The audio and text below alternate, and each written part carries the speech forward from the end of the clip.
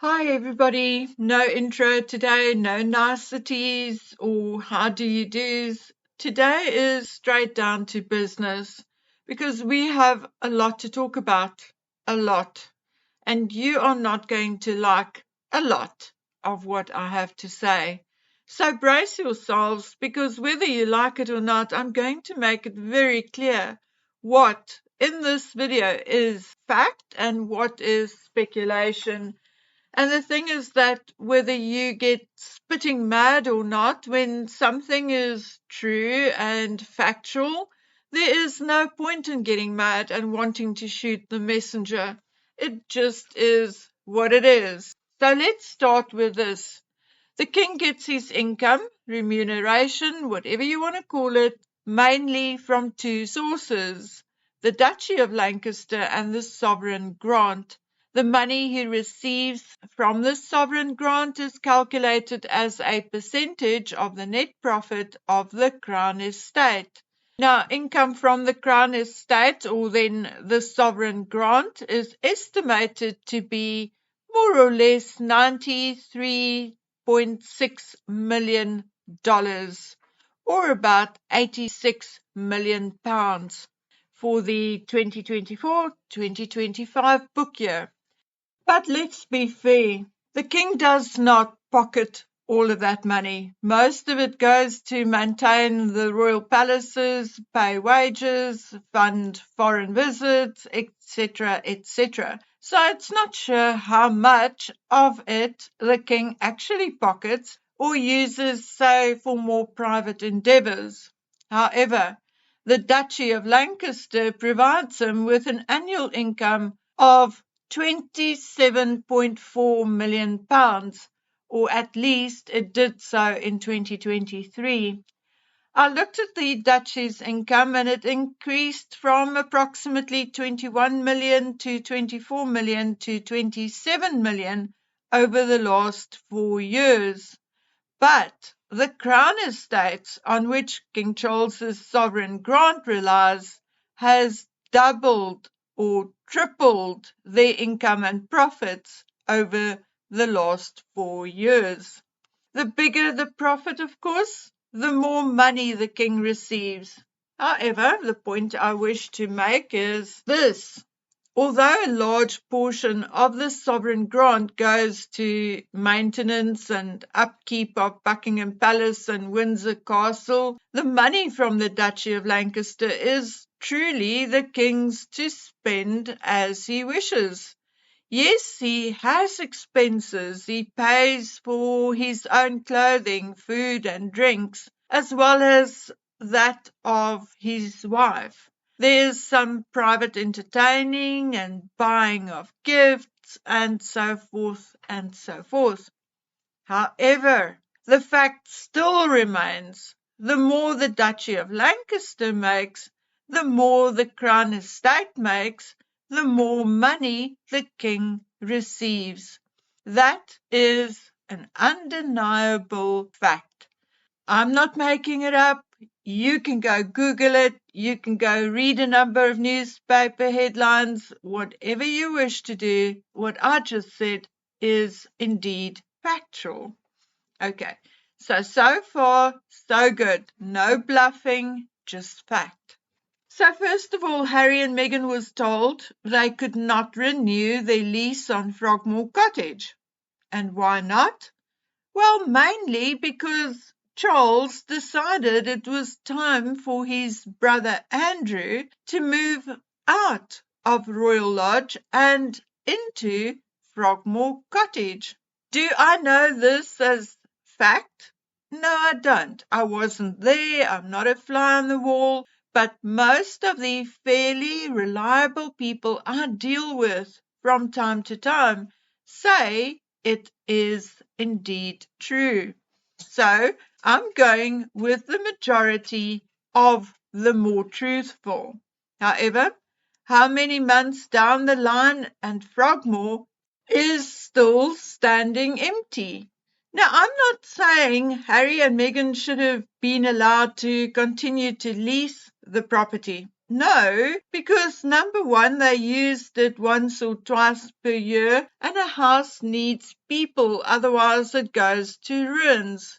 And number two, they were not paying a market-related rent, as it was a grace and favour home by the grace of Her Majesty Queen Elizabeth II.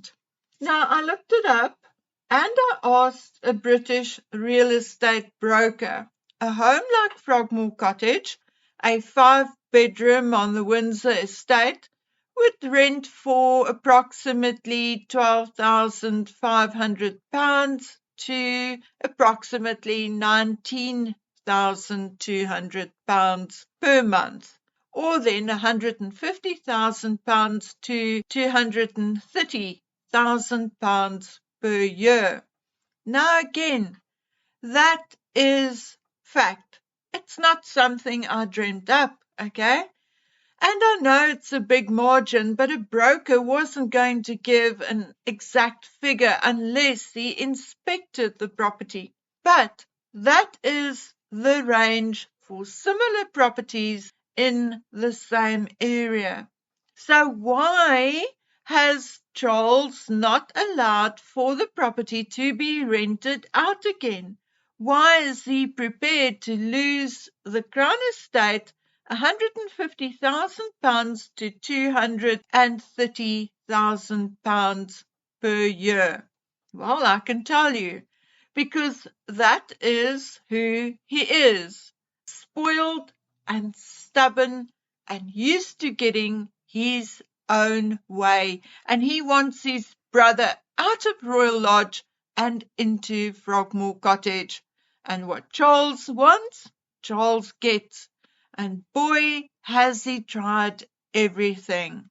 First, his office leaked hints, press hints, of course, where specific words had to be used, like the disgraced Prince Andrew, and other words like after his friendship with the sex offender Jeffrey Epstein. Whatever tips came from Buckingham Palace media office had to include those words.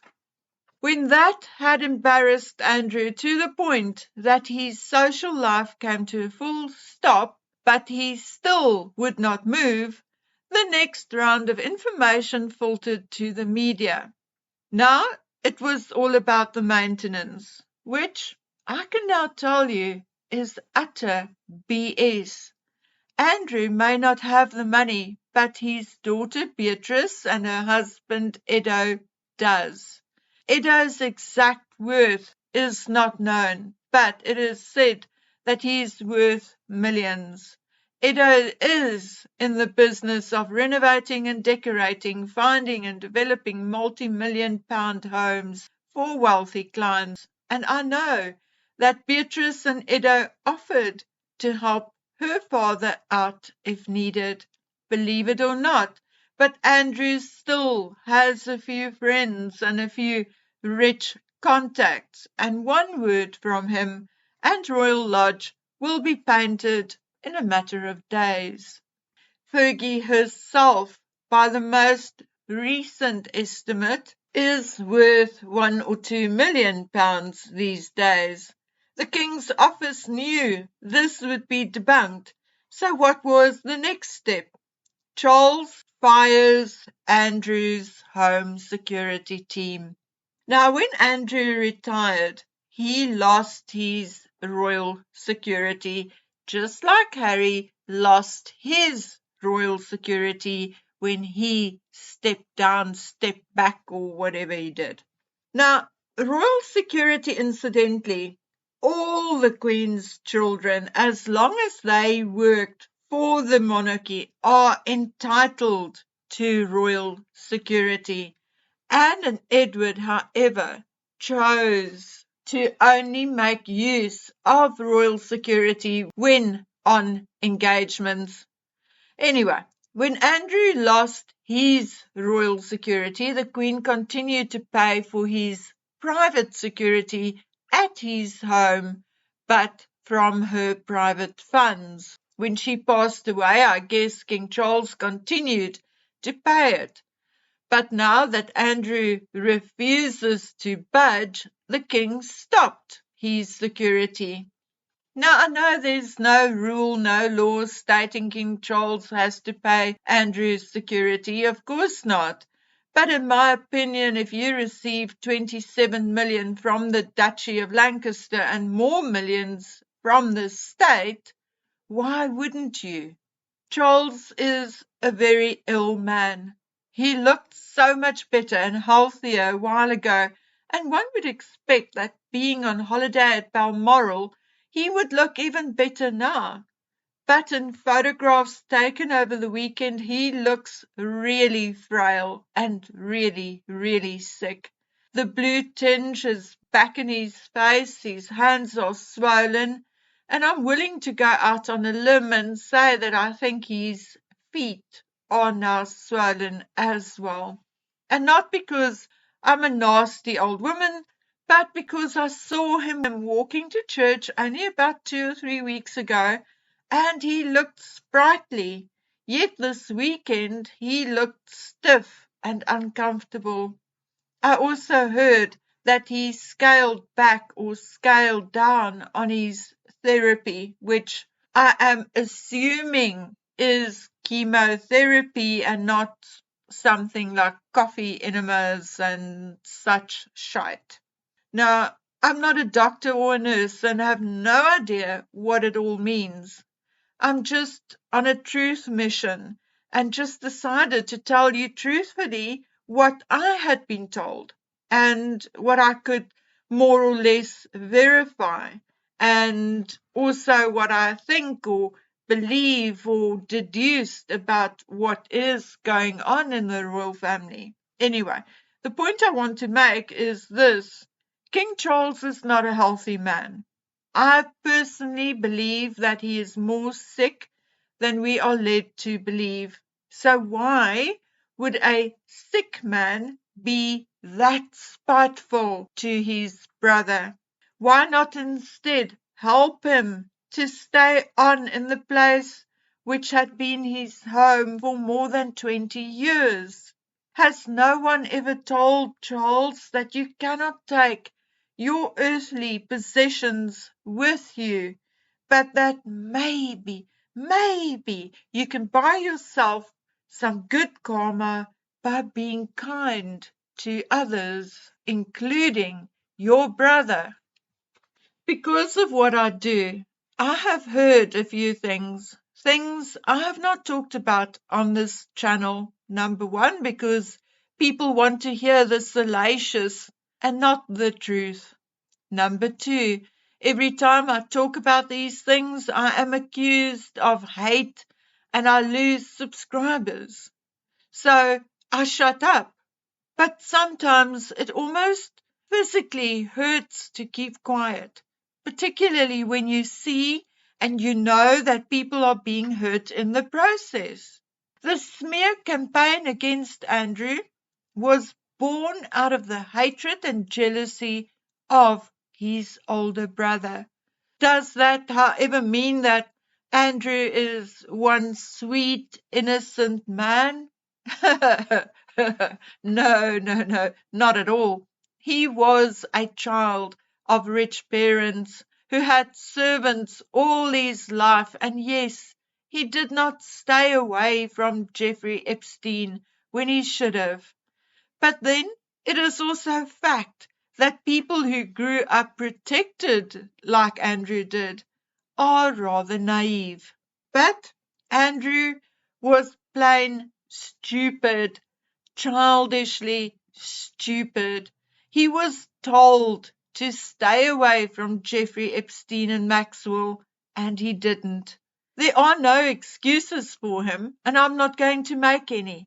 But contrary to what this smear campaign wants us to believe, Andrew is not a pedo or a trafficker. He was a stupid rich man trying to fit in and be cool. At the end of the day, he wasn't cool, and he is indeed now paying the price. And before anyone goes out to counteract this, first explain to me why King Charles never paid any price for his friendships with Savile, Ball, and Van der Post, and also a multitude of other unsavory characters. So, I mean, the pot can hardly call the kettle black, can he? Now, while Harry and Meghan are play acting fake royals, spewing the biggest load of trash around the world, all the king has done is play the property magnate. The first, obviously, being Angela Kelly, being kicked out of her Windsor cottage, which the Queen gave to her as yet another grace and favour home to use for the duration of her life. Yet, when Charles's reign started, it was one of the first things he did, namely get her to move out.